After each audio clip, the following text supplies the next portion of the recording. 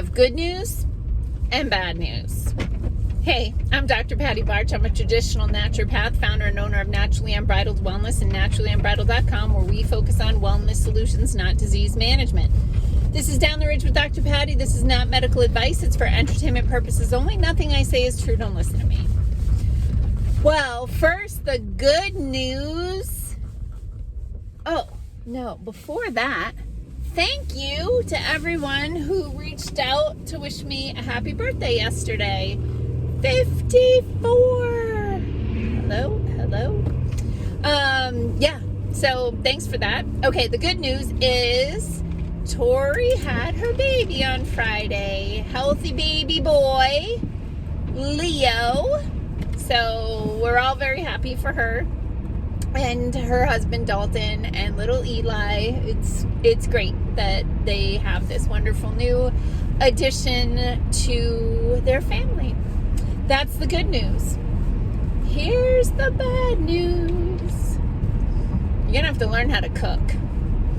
And I mean like legit cook meals from scratch, from ingredients. I was famous for thinking I was cooking when my signature recipe was like 2 cans in a box, right? So it'd be like a box of rice-a-roni, a can of corn, and maybe a can of baked beans or something, and mix them all together, and that was cooking. Yeah. So here's the thing.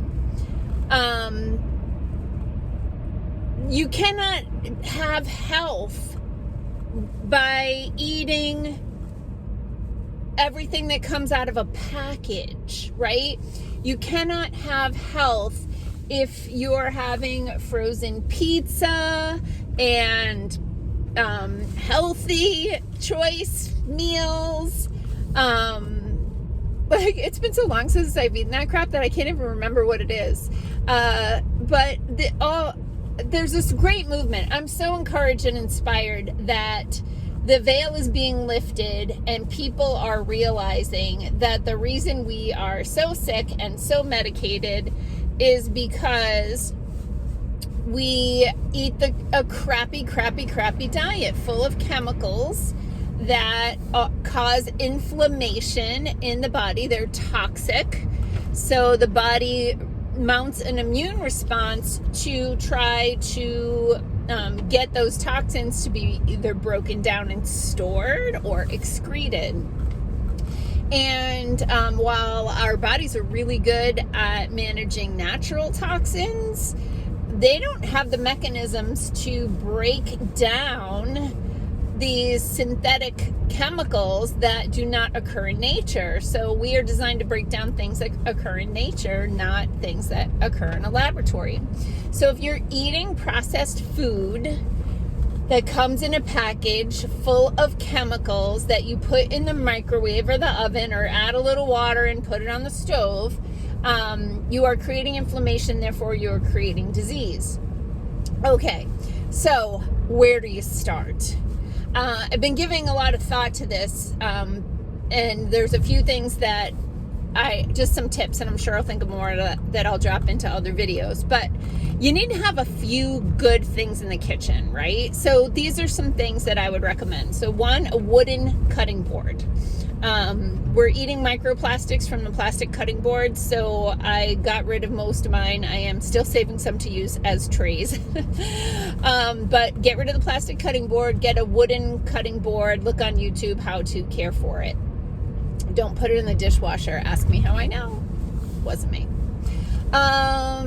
Okay, get yourself a good kitchen knife.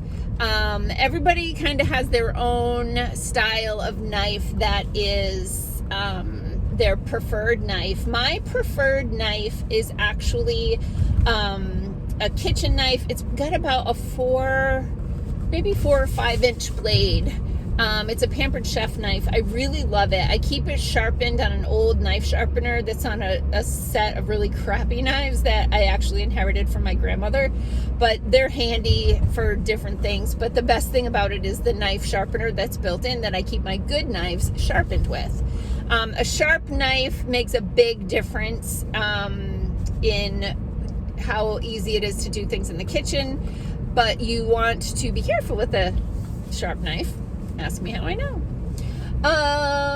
Okay, so at least a good kitchen knife, and then if you want to expand that, a paring knife, and then I like the Santoku knife for chopping big things. One of my favorite knives actually was a gift from Corey. It's it says Instant Pot on it, but it's half moon shaped, and it like works as a scoop and a chopper slicer knife. Like I love it for like chopping up a bunch of things and then scooping it up, put it in the pan. Okay, so good cutting board, good knife, good pan. I would look for something, if you're just going to have one thing, a Dutch oven type thing, cast iron, maybe ceramic coated cast iron,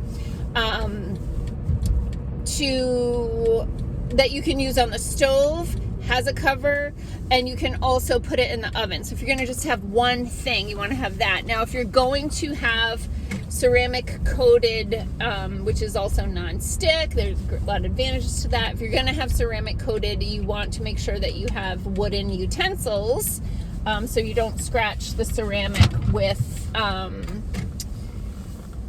metal utensil. And then the last thing I'll say, because I am never going to make it to the chiropractor in 3 minutes, is an Instant Pot. They're stainless steel, so there's not toxic Teflon in there. And then there's a cookbook that I recommend people get that's called the Instant Pot Miracle, which has, I mean, I don't actually think I've ever used many of the recipes. There's a lot of recipes in there, but what I do use is in the back, there's a chart, and you can look up different types of rice, different vegetables, whether they're whole or chopped, different meats, whether it's fresh or frozen, and how long to cook it for. So, start with those few things, and just start trying new foods and cooking actual meals.